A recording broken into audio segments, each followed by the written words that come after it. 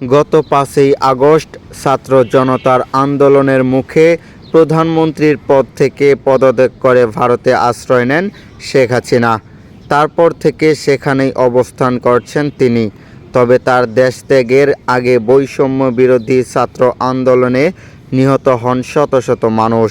সাধারণ মানুষ হত্যার ঘটনায় শেখ হাসিনার বিরুদ্ধে এখন পর্যন্ত শতাধিক মামলা হয়েছে, যার মধ্যে রয়েছে হত্যা, নির্যাতন, গুম, অপহরণ, মানবতা বিরোধী এবং গণহত্যার মতো গুরুতর অপরাধ। এসব অপরাধের বিচার করতে এখন শেখ হাসিনাকে ফেরত আনার দাবি উঠেছে। হাসিনাকে ফেরত আনা যাবে? ভারত কি তাকে ফেরত দেবে? এ বিষয়ে বিশ্লেষণ করেছেন বিশ্লেষণী সংবাদ মাধ্যম দ্য কনভারসেশন। বিশ্লেষণে দ্য কনভারসেশন বলেছে, শেখ হাসিনা দেশ ত্যাগ করায় তার অনুপস্থিতিতেই আদালত বিচার করতে পারবে। কিন্তু এতে বিচার প্রক্রিয়ার সচ্ছলতা নিয়ে প্রশ্ন উঠতে পারে। সবচেয়ে বড় বিষয়টি হলো, বিচার শেষে আদালত যে রায় দেবে সেটি কার্যকর খুবই কঠিন হয়ে পড়বে। ফলে তাকে ভারত থেকে ফেরানোর দাবি ওঠে।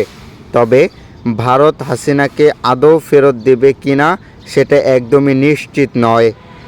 দ্য কনভারসেশন বিশ্লেষণে বলা হয়, প্রত্যর্পণ চুক্তির কারণে বিচারের মুখোমুখি করতে বাংলাদেশ শেখ হাসিনাকে ফেরত চাইতে পারবে।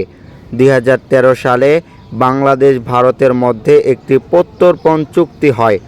অপরাধীদের সহজে ফিরিয়ে আনার জন্য ২০১৬ সালে চুক্তিটি সংশোধন করা হয়। আর বাংলাদেশ ও ভারত উভয় দেশেই এই প্রত্যর্পণ চুক্তি করতে মরিয়া ছিল।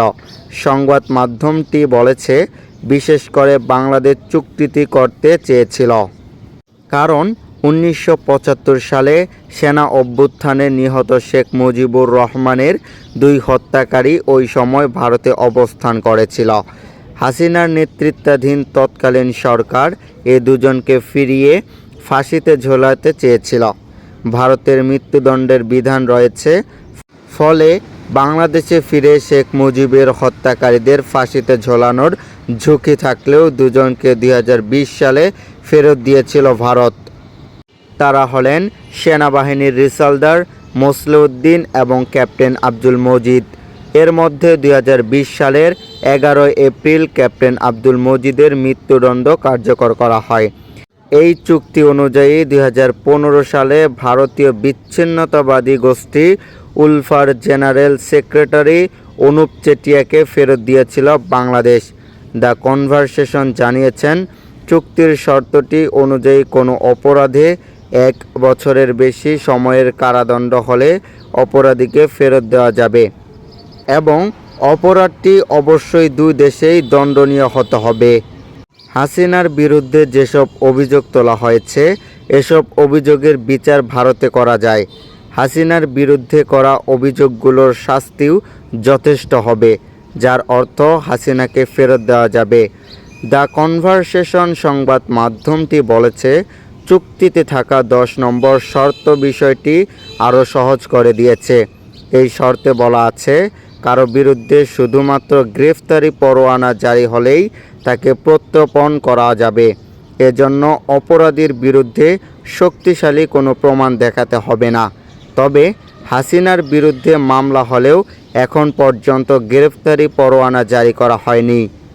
তবে চুক্তিতে একটি বিষয় উল্লেখ আছে, সেটি হলো রাজনৈতিক বিবেচনায় কোনো মামলা হলে কাউকে প্রত্যর্পণ করা যাবে না। আর এই বিষয়টি কাজে লাগিয়ে ভারত হাসিনাকে ফেরত দিতে অস্বীকার জানাতে পারে।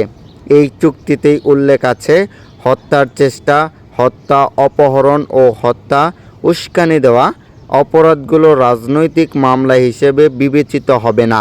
হাসিনার বিরুদ্ধে যেসব মামলা করা হয়েছে তার প্রায় সবগুলোই এই ক্যাটাগরিতে পড়েছে।